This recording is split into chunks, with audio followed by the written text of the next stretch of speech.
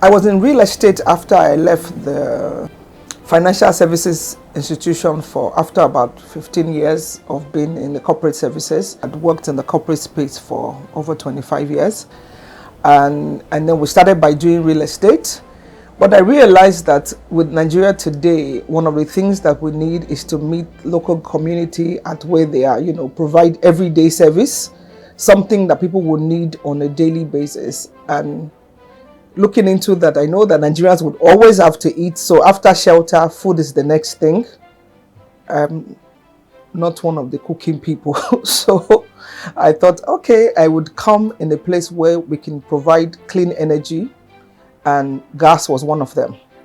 In communities where usually they would probably use kerosene, firewood, and things like that, which is no longer, safe, to reduce fire and all of those things. So we thought we'll bring something to the community that will help everyone, from the rich, the poor, the middle class.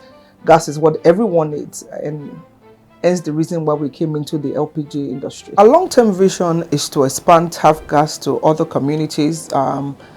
This one in Antoni is the first one, and we're hoping that it will bet a lot more stations in different other communities, even outside of Lagos. We have a 10-year plan to have a minimum of 5 other gas stations across Lagos, and overall, expand to places like Abeokuta, Ikorodu. I know Ikorodu is part of Lagos, but Ikorodu is one of those big places where we're looking into expanding into. And then maybe Ibadan and neighboring communities around Lagos. We open at 7 a.m. in the morning and close at 7 p.m. from Monday to Saturdays.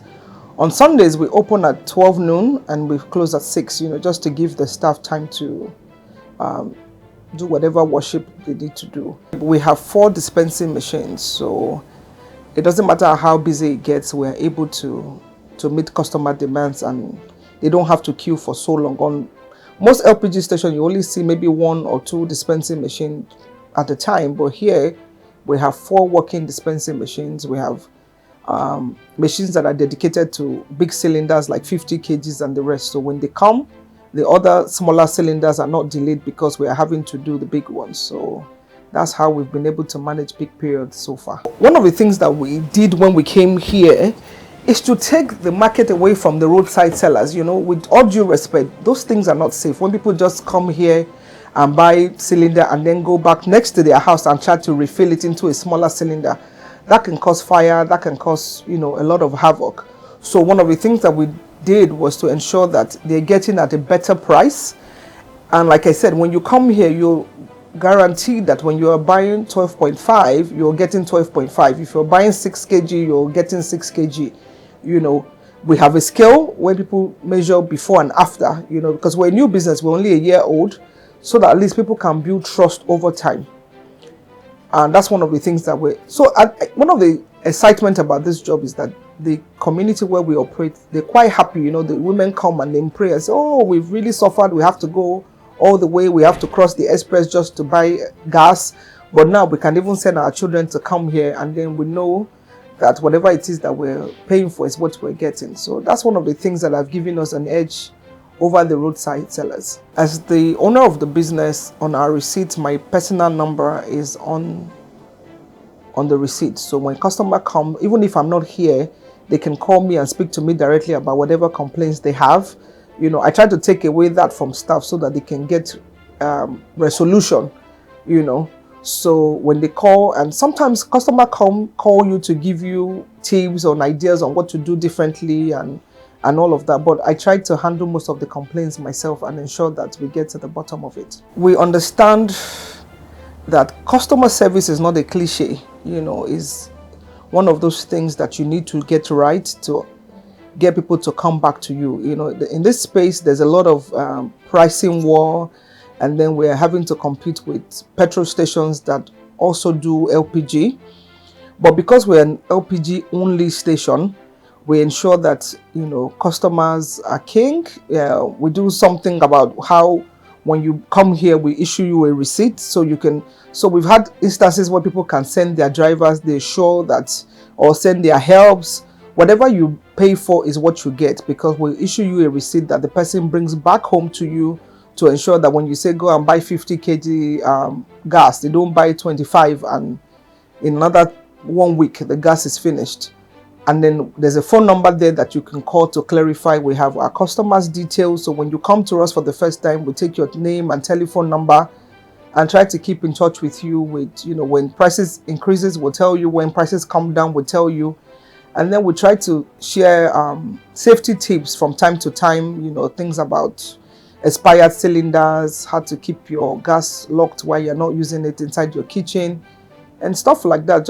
And those things are really important to customers, so they keep coming back. Right now we use POS to collect, we still have customers that do transfer. We use POS to collect money. We have an Instagram page. We have, people find us on Google Maps, and really we do delivery. So people call in to ask if there's gas, and then we do delivery to you. All you need to do is call us, and then we'll come and pick up the cylinders and fill it up and take it back to you. And just to reassure customers that they're getting what they paid for, even when they're not here, while the filling is going on for a process of delivery, we do a video for you to see from start to finish, and then we send it to the client before the cylinder is delivered back to them. One of the things we're trying to do so far is to maybe over time, create an app where people can just go on the app, ask for gas, and then we'll pick it up, deliver to you. So you don't even have to call. You can just do everything on the app to make life easy and seamless. Since we're now in a digital world, we need to move with the time. Our primary customers are the small business owners, the guys that own restaurants and then cook for weddings and all of that. They are our regular customers. They come at least 2-3 times a week because they're cooking and they're selling. And then we have a lot of supermarkets around the Antony areas where they come at least twice a week as well, or once a week to refill, and they buy in bulk, a minimum of 200-300 kgs of gas. When people say bulk in the LPG space, is mostly, like I said, the guys that will come buy from you and then go and retail. And I don't want to encourage those sort of businesses. So when we do bulk for big restaurants, and supermarkets that have bakeries and stuff like that. So those are the bulk type buyers that we work with right now. Like I said, this is only a year-old business. Franchise is not on the cards for now, but expansion into other areas in Lagos is something that we are actively looking at. LPG is a retail and a number business. So one of the things that has helped us stay profitable. So I won't really say we're profitable yet. We have not even broken even, but it's the fact that our customer service is top notch. We give customers what they want, so they keep coming back. Like I said, it's a numbers game. So the quicker you sell or the more customers you get, the better for you, so you can turn around whatever you're buying as quickly as possible. So that helps. So if you're selling,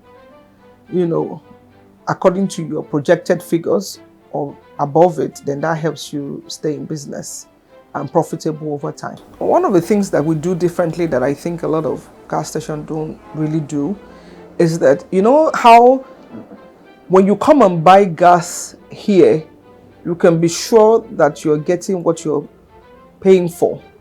In most stations in Nigeria, I buy petrol as well, where sometimes you buy petrol and you just feel like what you have paid for is not what you're really getting, And then I think people like the fact that when they come here, they like the human interaction that they get, the customer service. We're polite people. We don't take your coming for granted, and we have some customers that we're quite close to. So our first initial customers, we have their names. When we don't see you for a while, your business, we call on you to check on your business, especially for our clients that are SMEs like us. We know the difficulties of running an SME business in Nigeria. So if you're running a food business and we haven't heard from you in a while, we will reach out to you just to make sure that everything is fine. For some customers, they can come and buy gas and pay later. So we do all of these things. And I think one of the things that is our selling point really is that delivery, that convenience of being in your living room. And you just call us to say, I have customers that during the football season, their wife is like, sir, gas is finished. They're like, please, I can't leave this Liverpool game right now. So they call you and say, can you please come and pick up the gas, fill it and bring it back? And we're like, why not?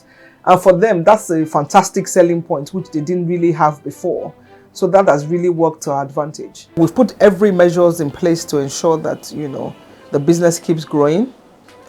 And so in the next 5 years, I think when you measure LPG or measure cooking gas, especially in Lagos, I think tap gas will be top 5. The normal home can use a 12.5 kg LPG for about a month plus, depending on what they're cooking, and that's, at the minute is about 13,000 naira. So you don't have to break the bank to be able to put food on the table. One of the things that we're trying to do with our app when it eventually comes out is where people can, have a way where you put money on your, like you have a wallet, so you don't have to cough out 13,000 before it's payday. The days that you have 5,000, 3,000, you can put it on your wallet and then come and use it to buy gas when you're ready. But that's in the works. So hopefully we'll be able to roll that out when people can use their wallets to refill their gas. I think when you're considering spending on gas as a household, you need to ensure that you have a cylinder that is still valid. I think a lot of Nigerians don't know that the cylinder actually does expire. There's an expiry date, manufacturing date, expiry date on each of those cylinders. So you need to check that from time to time. And one of the things that you need to do is that when when you're going to sleep as a household, you check that your doors are properly locked for security thing. I think a lot of people need to go back to the kitchen, check that so from your regulator, there's the little black knob that you can switch off the gas just to ensure that it's not leaking. And so the ways that we test for leaking cylinders as well. So in the household, you should check that, the cylinder regulator has been locked, and it's not leaking. So you don't end up filling gas and you wake up after 2 days, you're wondering what happened to your gas. It might just be leaking and you don't know. And then number 2, if your gas cylinder is expired, I think it's something that you need to invest in, because in the long run, you're saving money. And then you can have a fire. If a gas cylinder is expired, it can just combust and then there will be a fire, which a lot of people don't know about. Actually, that's, changing cylinders after about 5 or 10 years. So people bring cylinder that is rusted. When your cylinder starts to rust, it's time for you to start putting money aside to change it. There are a lot of newer ones now where we have the steel cylinder. We have the plastic ones, which doesn't rust. That helps you. The time when we have the very old rusty one that has now passed. Times have since moved. And I think a lot of households then need to start investing in, changing their cylinders over time. So that expiry date, changing rusted cylinder is something that I think for me too is very important. It's not about selling the business, it's about selling safety. Especially when people have their gas inside the kitchen, which is a dangerous one, but sometimes the way the house is structured, you don't have a choice. Because tap gas is based in a very residential area, one of the things that DPR or NDPR asks us to do is to ensure that our tank is underground. We have an underground, so when you come into the station, you can't see the LPG tank is buried underground. And then we work with surveillance fire to ensure that we have a top-notch fire line within. So if you go around the compound, you will see the fire equipment that we've put in place. The one we have here is interesting because it doesn't work with electricity. It has battery, and so if there's, God forbid, there's a fire, the battery will kick in immediately for you to be able to put out the fire. We have fire extinguishers all around the premises as well. We have fire hose.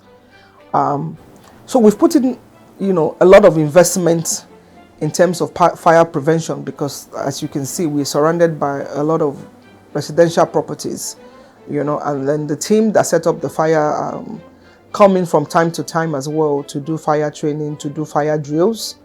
And then we try to follow regulations by ensuring that, there's no smoking, there's no phone calls while refilling is being done. So we have all of the stuff around the station where people can see that you can't smoke, you can't use your telephone. It's just for the safety of everyone, not just us alone, because it's very important that even our customers understand the importance of fire safety and safety in general. So it's not really even about fire, even the way the cars are parked and and things like that, debris and all of those things are some of the things that we've put in place. But the most important one, that the LPG tank is actually underground to contain any sort of hazard. We have weekly general training, and then we have monthly trainings where we go over what we do again. We work with the fire team to, do some sort of fire training refreshment for staff and for everyone. And then we work with like I said, the DPR guys come here from time to time to, educate us on what is new, what we need to know about. So we do, like monthly training to just get appraised of what is happening in our industry. For you to operate this sort of business, you need to get an approval from NDPR. They're the ones that give us the approval, and then they come from time to time to check and make sure that we're in line. Their role is just to ensure that safety is number one, and then you're doing things right. So NDPR is like the biggest regulators, and they've been very helpful, to be honest. They come from time to time, check what you're doing, and you have to renew your license every year. At least before the renewal process, they need to come back and show that you're still doing what you need to do. So I think NDPR is the biggest one of them all. I'm not really sure the government is encouraging SMEs. There are a lot of, different government agencies that come to, for different things. Every day you wake up to a different parastatus coming for something else and all of that. And then when you bring a lot of billing to an SME, it's a business, so the cost is then passed on to the end users, which sometimes makes you uncompetitive because you have to increase your price, or you have to find a way of trying to stay in business. So that's some of the challenges that we face. And because Nigeria is still not fully cashless, we still have to take cash from customers, because we have very young customers or people that sell food or stuff that will still bring their cash from their everyday sales. So that's one of the things that we're hoping that if government can encourage SME a little bit more, they give you some billing that you're wondering, okay, how much money am I really making from from selling LPG with this sort of bills that I need to pay? So that's, for me, I think that's one of the biggest challenges that we face at the moment. So TAF Gas is located at number 2 Oseni Street in Antony Village. It's right on the express by, the shoulder lane. So you really can't miss it if you're coming between the Bagada-Wurushoki Expressway. We have an Instagram page and customer telephone numbers that will be displayed after all of this. You'll be on your screen. So if you want to find us, and we're also on Google. So if you put us on Google Map, it will take you straight to the gas station. You can't miss it because, like I said, it's right on the express and it's easy in and out if you live in the Antony Bagada area. Even Maryland, we have a lot of customers that come from Maryland, Amende, Bagada, Antony, and all the environs. My name is Damilola Ogedengbe. I'm the CEO of TAF Gas. TAF Gas is, I would say, a subsidiary of TAF Solutions, and TAF Gas has been in operation for the last 1 year, and it's been an exciting journey.